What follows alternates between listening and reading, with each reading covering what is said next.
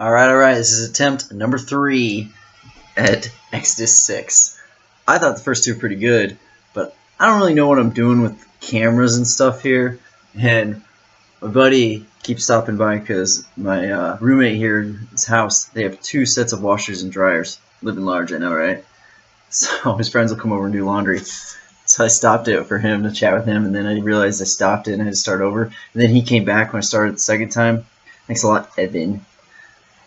Alright, so let's do a quick recap. Exodus 6, not that interesting of a chapter. Everything in the Bible is important. Remember that. So we're going to cover every single chapter with as much detail as the other. But, I don't know. You'll see when we get to it. Quick recap.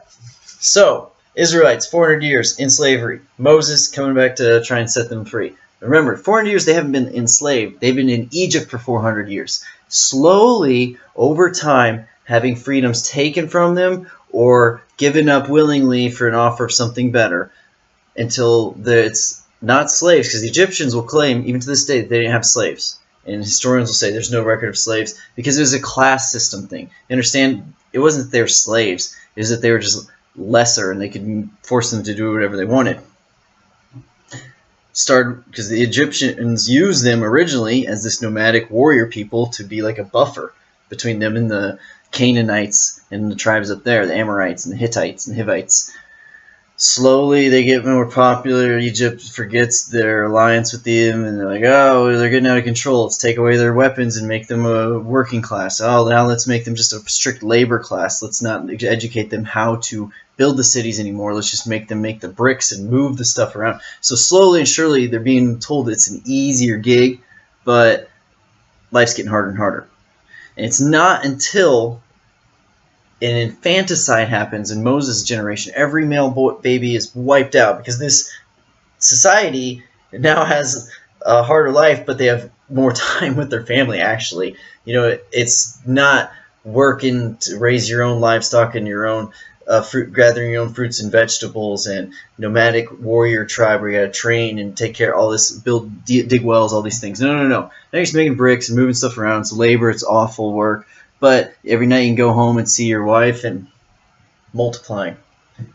Pharaoh gets scared, wipes him out. And it's not until that infanticide happens that's when enough of Israel starts praying for God to free them from this bondage. So understand, that doesn't even mean it's the majority of them praying now, because we'll see Moses still has to convince the people. But it's not until then that at least a significant number of them start praying to God to take them out of the land of Egypt. You know, it wasn't 400 years of bondage. It was slowly 400 years of being put into bondage over time. It's not, and the reason this lesson is so important is because it can happen to any of us, any society out there. If you're slowly giving up your individual freedoms and your rights for something easier, slowly but surely you'll realize you don't have any power. You know, this elite class runs everything, and you have no power whatsoever. This is what will happen when you give up rights, or when they're taken away from you, because they both happened to the Israelites. But it was without resistance every step of the way until this happens. And to that point, they couldn't stand up for themselves anymore. They had been so long since they'd been a warrior society, they'd forgotten how to be a warrior society. Now, God uses all these things for good. The bondage teaches them a lot so that they can go out and create their own society later on. You know, it really does. Being in Egypt teaches them a lot about infrastructure and governmental systems and oversight and all those very important things for building your own society. But that's just God using something bad for good. That's not that it was a good thing necessarily. It's God using bad for good.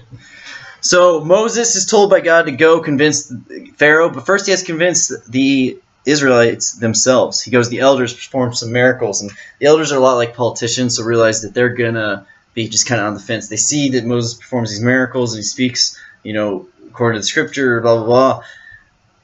But if their constituents, the people, don't like Moses, then they'll just go back on the other side of the fence, because they just want to be liked and keep their position of power.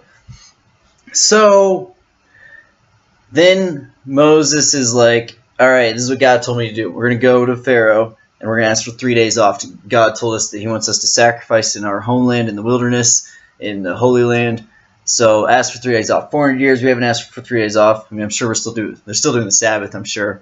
But maybe not, especially not later on, because it's not until later that they get the Ten Commandments to keep the Sabbath holy.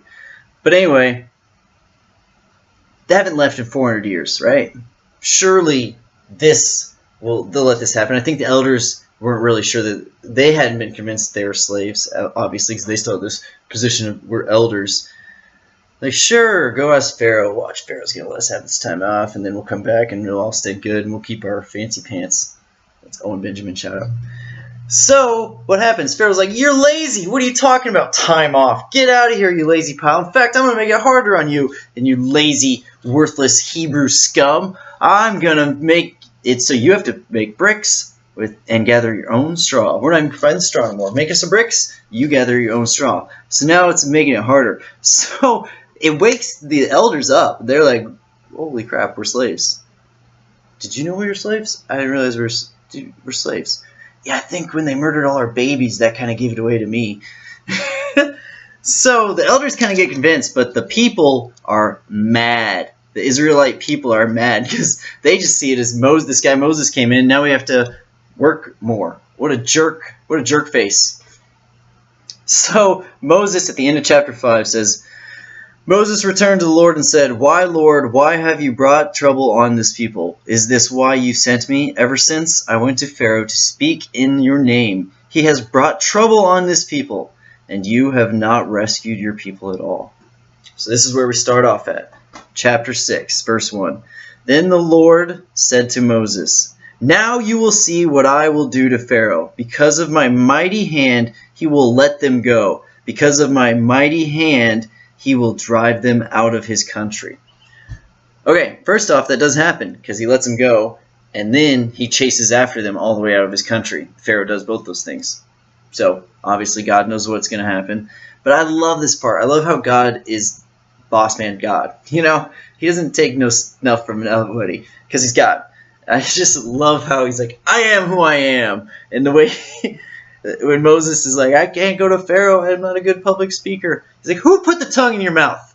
Who put the eyes in your head, the hair on your head? I'll make you speak, dummy. Like, I just love the way he says, now you will see what I will do. He's like, now you'll see my power. And he predicts exactly what happens. Because of my mighty hand, he will let them go. Because of my mighty hand, he will drive them out of his country. All the way out of his country, which he does because he pursues them. And it's because of God. God calls it.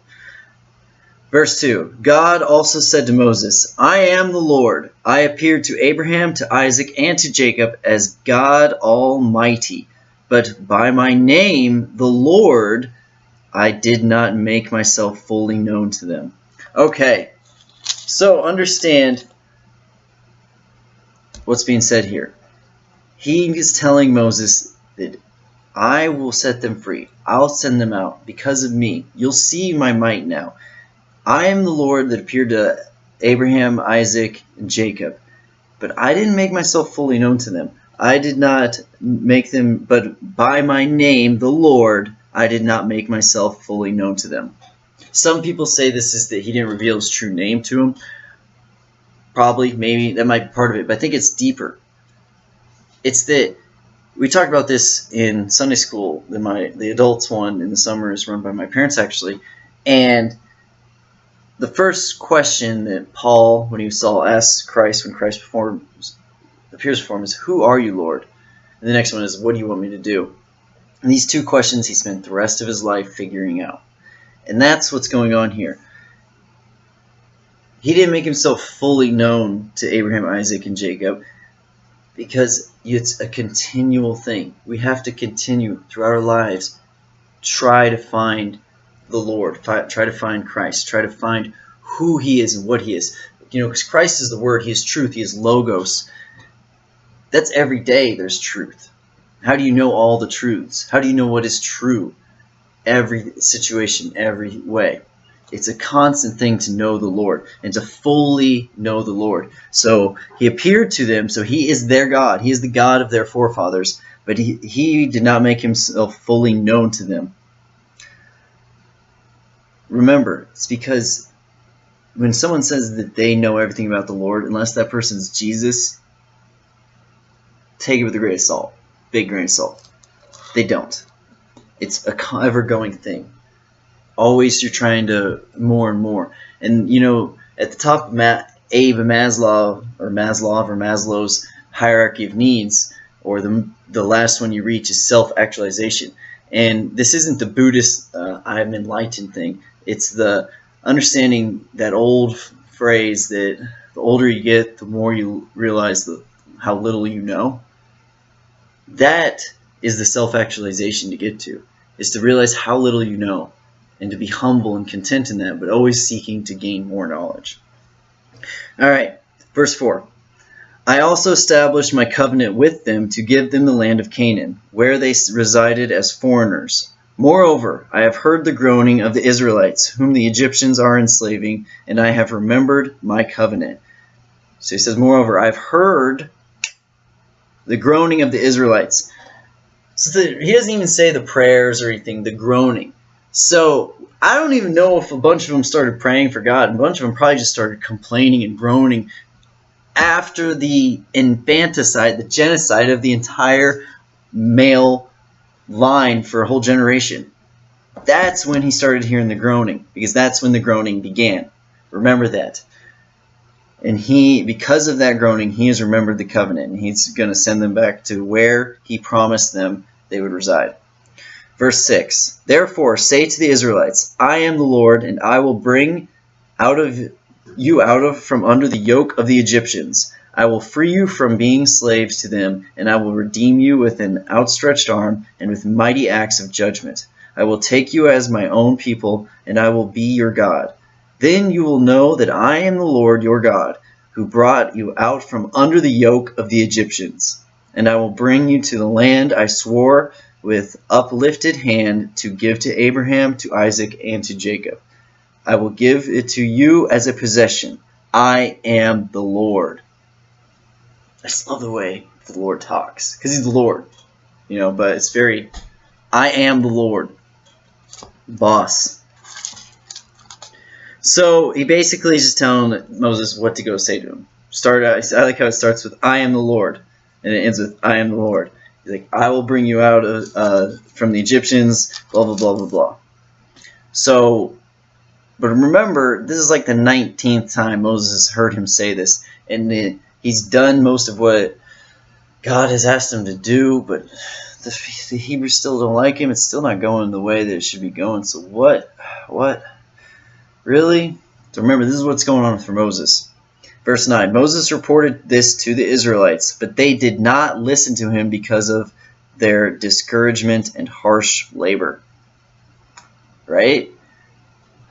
How many people can you really blame for that? Are we so different today when told to serve God, but then told what harsh labor comes with it, how much work comes with it, how much we complain and don't want to do it? Is this really so hard to believe? Then the Lord said to Moses, go tell Pharaoh, king of Egypt, to let the Israelites go out of his country. But Moses said to the Lord, Moses, again, remember, and I know everyone does this. It doesn't seem to really anger God in a vengeful way, but I'm sure it's kind of annoying to him. But Moses, once again, argues with God. He did it earlier when God was like, I put the tongue in your mouth. Whatever, just take Aaron then, you complainer. So he gave him Aaron, even though God's like, you can do it because I'll make you do it. Moses still argued with him.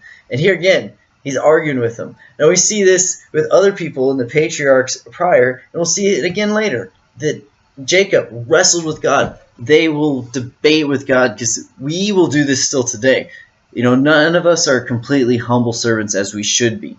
All of us are like, God, come on, can't I just do it this way? Come on. No. That God forgive you. That's okay. That's who we are. But also know you still have to do what he says. I mean, you can kind of be funny and when your parent tells you to do something, oh, I don't want to. But at the end of the day, you have to do what they say.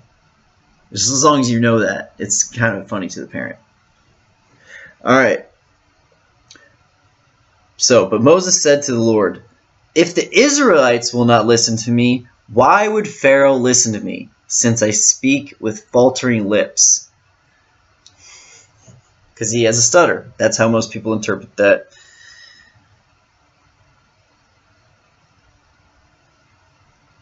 Or he just was bad with words, or he just wasn't confident. But a lot of people say it's a stutter. What I don't like about this chapter is that it just kind of leaves that part hanging. Because next it just goes into genealogies. But anyway, that's him. He argues back. He's like, look, I just went to the Israelites as you told me, and they didn't believe me. They didn't want to listen to what I had to say. So why would Pharaoh listen to what I have to say if the Israelites wouldn't even? And I'm coming to set them free from you, their God. And then it moves on. Verse 13, now the Lord spoke to Moses and Aaron about the Israelites and Pharaoh king of Egypt, and he commanded them to bring the Israelites out of Egypt. Again, because we're just going to get into genealogies. It's very ironic that in Sunday school today we talked about this. And the second question Paul asks is, what do you want me to do? And we talked about how, we struggle with that and the myths that come along with what we're supposed to do in life, and God just gives us an answer or just tells us what to do, and why won't he just tell us what to do and all this stuff? And my answer was he does. He does just tell us what to do. The problem is we want a step by step by step by step manual. I'm that way. If I get something, I want the manual when I set it up just to make sure I do it the right way. I could probably figure it out, but why not if I have the manual? That's not the way it necessarily works with God. God told Moses to get the Israelites out of Egypt. He tells him to go to Pharaoh and tell him to let him go. He tells him trust that he will have his back and he'll make sure it happens. But he didn't tell him what route to take, who to leave in charge of his flocks while he was gone, who to take with him, how much water, what oasis or wells they're going to stop along the way, how they're going to get an audience with Pharaoh, what guards to talk to, who's working there that Moses knows from when he used to live in the palace. None of this stuff was revealed. Moses had to figure out how to do it. And again, right here, now the Lord spoke to Moses and Aaron about the Israelites and Pharaoh king of Egypt, and he commanded them to bring the Israelites out of Egypt. He tells them what to do, bring the Israelites out of Egypt. He doesn't necessarily say this is how exactly it's going to work every step of the way. He tells them the general outline, and this is the way that like an operation goes. This is the way NASA would work. This is the way that the military will work. You're not necessarily given every detail of every single job, but you're given a general idea of how each thing works together. If you need to know every single detail of what everybody else is doing, and you're not going to be focused enough on your own. Now you want to have an idea of what's going on here, which God gives him. But at the end of the day, you have to trust in the plan. You have to trust in God here. People who just want an outline of how to, God says, go and serve me. Just preach my word. God tells you, I want you to help the children. That's your job. That's what I want you to do. What the heck does that mean? Well, I just told you what it means. It means help the children. How do I do that? Figure it out. It's kind of the way it goes. Same here with Moses. Now, Moses is given a lot more detailed instructions of how to do it than most of us are in our lives, but it's a lot bigger task he's doing. All right. Verse 14. These are the heads of their families. So these are the descendants of the families of Israel. The sons of Reuben, the firstborn son of Israel, were Hanok and Pelu, Hezron, and Carmi. These were the clans of Reuben. The sons of Simeon were Jemuel, Jamin, Ohad, Jachin, Zohar, and Shaul, the son of a Canaanite woman. These were the clans of Simeon. These were the names of the sons of Levi according to their records: Gershon, Kohath, and Merari. Levi lived 137 years. Notice how those aren't clans, because the Levites all became priests. Remember that. The clans are not, the Levites don't have clans. They're just the priest class. The sons of Geshron by clans were Libni and Shimei. The sons of Kohath were Amara, Izhara, Hebron, and Uzak. So Levi's sons had clans. Interesting. I guess just so many descendants. Kohath lived 133 years. The sons of Merari were Mahali and Mushi. These were the clans of Levi according to the records. That's interesting, because I know the other clans and tribes had to take care of the Levi priests, and the Levites were the priests. So, but how come Levi's sons didn't become clans, but his grandsons became clans? Huh. I mean, it's not that interesting. To me, it is. Alright. Amram married his father's sister, Jocheb, who bore him Aaron and Moses. Amram lived 127 years. So Amram was the son, these were the sons of Kohath, were Amram, Kohath being the son of Levi. So it went Levi, Kohath, Amram, Moses. They're still living pretty good years at this time too. The sons of Uziel were...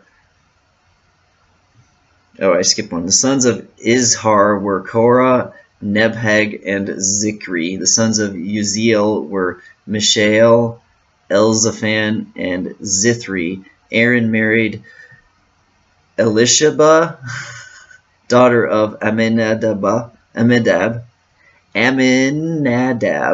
and sister of Nahashon, and she bore him Nadab and Abihu, Eleazar, and Ithamar. The sons of Korah were Asir, Elkanah, and Abiasaph. These were the Korahite clans. Eleazar, son of Aaron, married one of the daughters of Putiel, and she bore him Phinehas. These were the heads of the Levite families, clan by clan. Dang. That's a lot. Sorry I misspoke about the Levites earlier. It's just weird how Reuben and Simeon's sons were named as clan chiefs, but Levi has a lot of clan chiefs.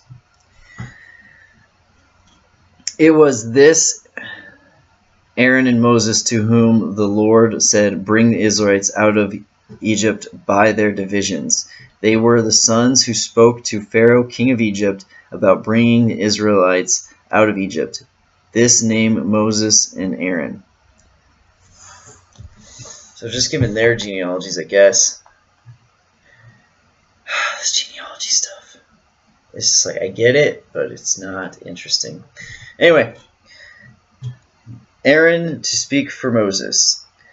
Now, when the Lord spoke to Moses in Egypt, he said to him, "I am the Lord. Tell Pharaoh, king of Egypt, everything I tell you." But Moses said to the Lord, "Since I speak with faltering lips, why would Pharaoh listen to me?"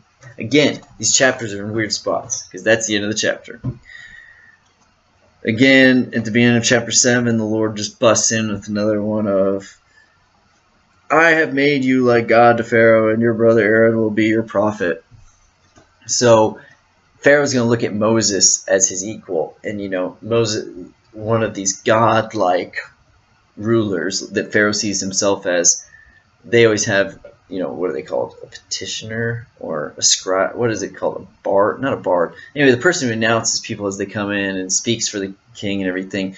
So that's what Aaron's going to be for Moses. So that in Pharaoh's eyes, Moses is going to be seen as more of a prestigious guy.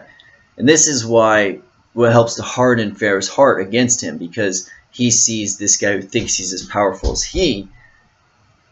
So he hardens himself against it, which allows for God to show his might and to really pay back the punishment for the infanticide. I keep bringing that up because a lot of people overlook the infanticide of the Egyptians over the Israelites for no reason.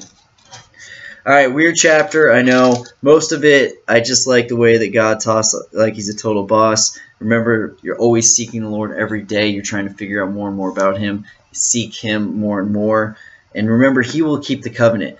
But you have to keep the covenant as well, and you have to ask for his help. The Israelites were not asking for his help for most of those 400 years. They were accepting their lot in life, shrinking more and more to just because it was told to them, the world told them it was an easier lifestyle, but it wasn't a better one. Don't be tricked by that. Easier lifestyles are not the better ones usually, and before you know it, accepting all this ease will put you into slavery. All right, everyone I'm sorry it took me 3 tries tonight for not that interesting of a chapter. We'll get into 7 next. And this is when Moses speaks to Pharaoh. All right, everyone have a wonderful morning, afternoon, evening, or good night. God bless.